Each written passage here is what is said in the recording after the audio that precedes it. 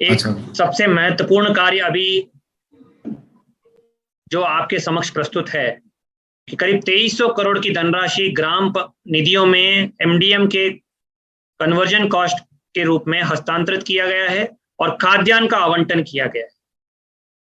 आप जानते हैं कि 3 किस्तों में धनराशि गत वर्ष में भेजी गई है। मार्च अंत तक सारी धनराशि आहरित करके हस्तांतरित की गई है राज्य से और जनपद लेवल से। अभी आपकी बहुत महत्वपूर्ण भूमिका है और इस धनराशि को लाभार्थियों के खातों में, अभिभावकों के खाते में हस्तांतरण करने की एक बड़ा काम अभी हमारे प्रधानाध्यापक शिक्षकों के माध्यम से आपको सुनिश्चित कराना है।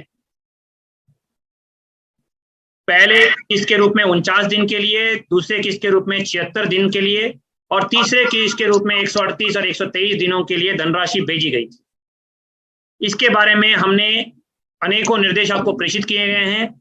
मैं अपेक्षा करूंगा और ये आशा करूंगा कि आपने इन निर्देशों को गहनता से पढ़ लिया है। हमने ये निर्देश दे दिया है, शिक्षकों को पत्र भेजना है, पत्र का आलेख क्या होगा ये भी हमने आपको दे दिया है, ताकि कोई शिक्षक या प्रधानाध्यापक ये नहीं कह सकें कि हमें पता ही नहीं था क्या करना था। और छोटे छोटे समूह में संकुलवार इनकी बैठक बुलाइए, ऑफलाइन या ऑनलाइन। 10 से 15 लोगों को अभी एक संकुल में आप बुलाएंगे, कोविड प्रोटोकॉल का पालन करते हुए उनकी समीक्षा करेंगे। अगले 2 महीने तक निरंतर इसकी समीक्षा और 15 दिन में होती रहनी पड़ेगी, क्योंकि ये बड़ा काम है।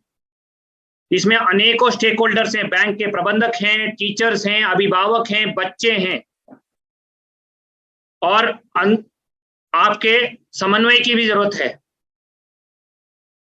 शिक्षकों को आप सूचित करेंगे क्या क्या उनको करना है, कितनी धनराशि हस्तांतरित की गई है ये बताना है और उनको उपभोग प्रमाण पत्र का फॉर्मेट भी समझना है।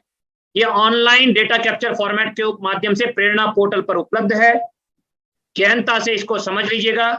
किसी भी गांव में जब हम सोशल ऑडिट कर रहे हैं, हम लोग अधिकारियों को वहां भेज रहे हैं, जिले स्तर की टीम जारी है, मंडल लेवल की टीम जारी है। अगर किसी भी गांव में पता चला कि प्रेरणा पोर्टल पर जो दिख रहा है कि आपने 50 लोगों स्कूल में 100 बच्चों के खातों में, अभिभावक खातों में हस्तांतरित किया और वाकई में वहां बयान लेते वक्त पता चला कि नहीं मिला है, तो वो स्कैम के रूप में घोषित होगा और आपके खिलाफ उत्तरदायित्व निर्धारित होगा, संलिप्तता, संदिग्धता और पर्यवेक्षणीय शिथिलता के कारण।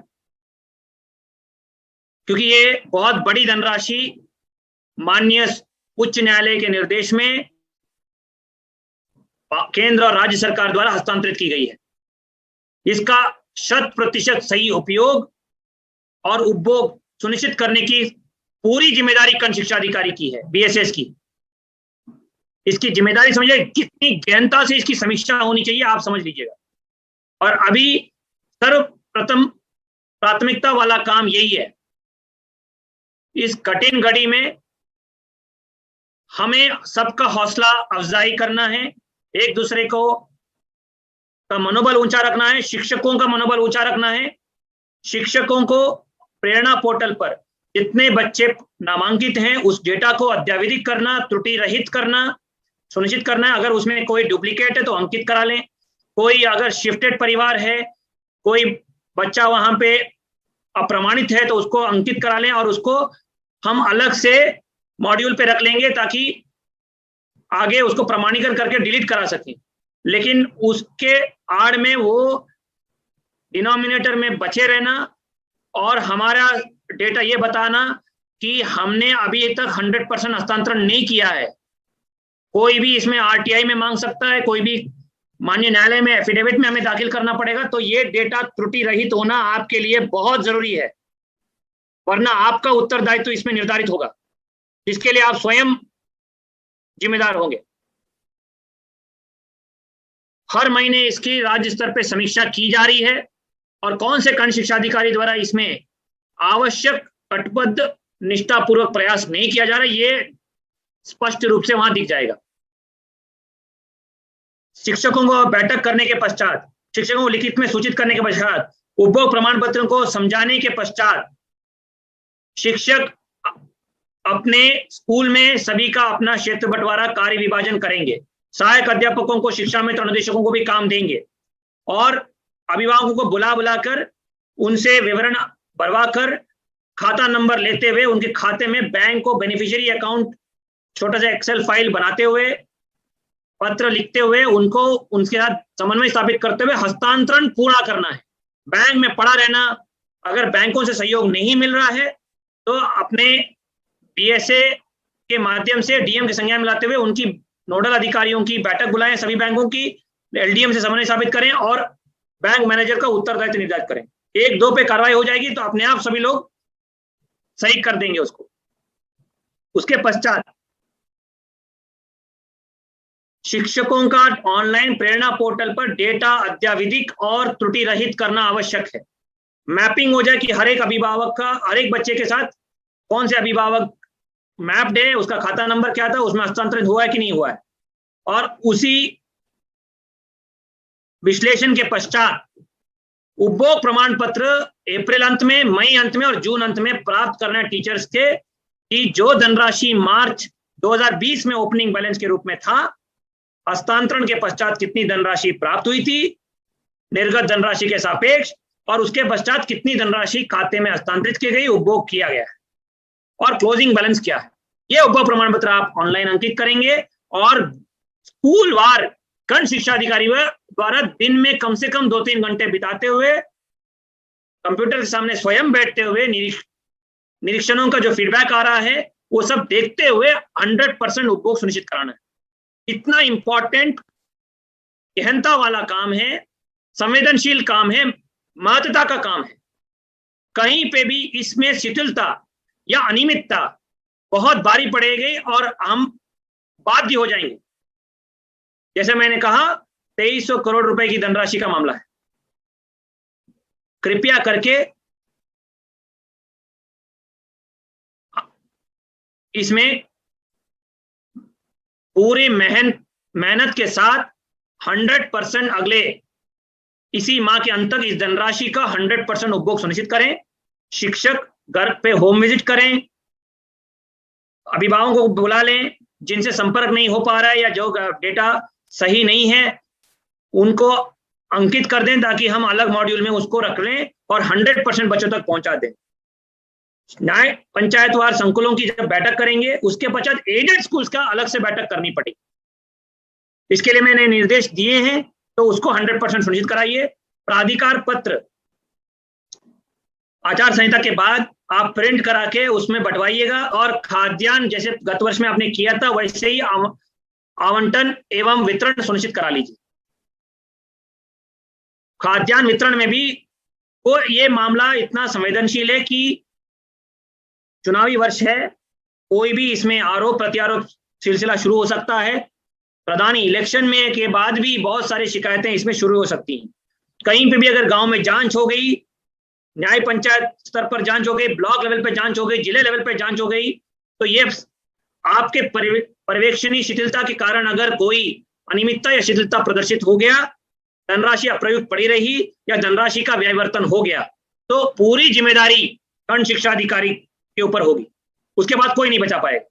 तो अभी जितना मेहनत करेंगे उतना अच्छा है। जो आदमी शांति के दौर में मेहनत करेगा उसको युद्ध के समय कम मेहनत करना पड़ेगा। तो अभी कोरोना काल में आपके पास समय है, आप कोविड प्रोटोकॉल का पालन करते हुए, अपने शिक्षकों को प्रेरित करते हुए, उनका उत्साहवर्धन रखते हुए ये कार्य गहनता से मॉनिटरिंग करते हुए पूर्ण कराएं, ताकि बाद में कहीं पे अगर जांच या कोई ऐसा मामला आ गया तो कहीं पे भी आपको डरने की जरूरत नहीं पड़ेगी और हम लोग पूरी टीम आपको बैक करेंगे और आपके साथ खड़े रहेंगे। लेकिन अगर आपने शिथिलता बरती और अपना काम पूरा नहीं किया तो कोई भी आपको नहीं बचा पाएगा। मैं सभी खंड शिक्षा अधिकारियों से विशेष रूप से व्यक्तिगत रूप से अपेक्षा करूंगा कि इस समय हमारे जिस परिवेश से हमारे बच्चे आ रहे हैं उनको इस समय आप सोचिए कितनी कठिनाई से गुजरना पड़ रहा होगा, कितना प्रहार उनके आमदनी पे पड़ रहा होगा, रोजी रोटी पे पड़ रहा होगा, उनके पोषण लेवल पे कितना बड़ा नुकसान हो रहा होगा। और उस समय अगर हमने जो सरकार द्वारा प्राविधानिक धनराशि उनके खाते में नहीं पहुंच पाया हमारी शिथिलता की वजह से, इससे बड़ा पाप या इससे बड़ा गुनाह नहीं होगा कुछ। तो अनुरोध है कि जैसे आप लोगों ने कुछ महत्वपूर्ण अभियानों में सफलता की कहानियां प्रदर्शित की हैं, कुछ बीओ जिन पे हमें नाज है, बढ़ चढ़कर काम करके उन्होंने विभाग को कीर्तिमान हासिल करवाया है। इस काम महत्वपूर्ण और संवेदनशील काम में भी, चुनौतीपूर्ण काम में भी भले कितने भी मेहनत हो, अपना नेतृत्व क्षमता का प्रदर्शन करेंगे और इसकी चाप हर एक स्कूल तक दिखने को मिलेगी। 100% हम उपभोग सुनिश्चित करा पाएंगे।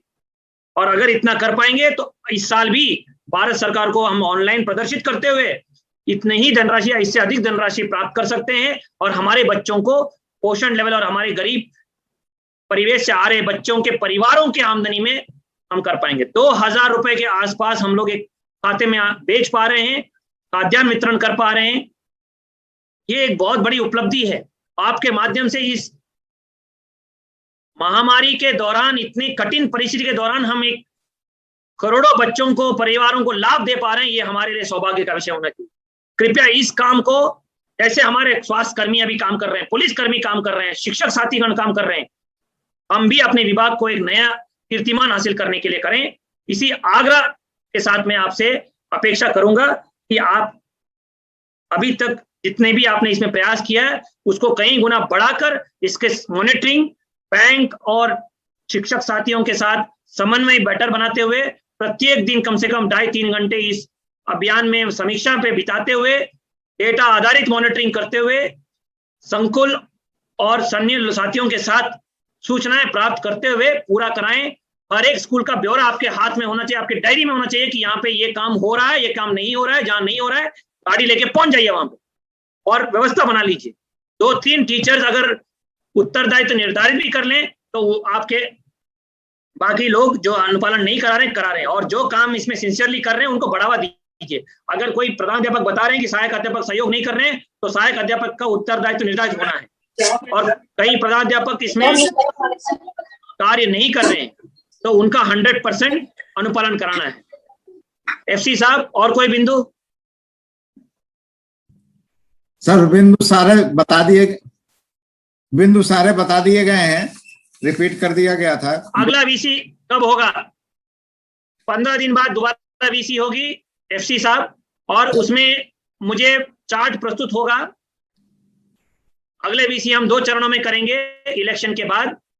जी सर। जिसमें 50% जनपदों के खंड शिक्षा अधिकारी वीसी रूम में उपस्थित रहेंगे और उसमें आप चार्ट पुटअप करेंगे कि कहां कहां कितनी मैपिंग हुई है, कितना डेटा करेक्शन हुआ है, कितने बच्चों को डुप्लीकेट या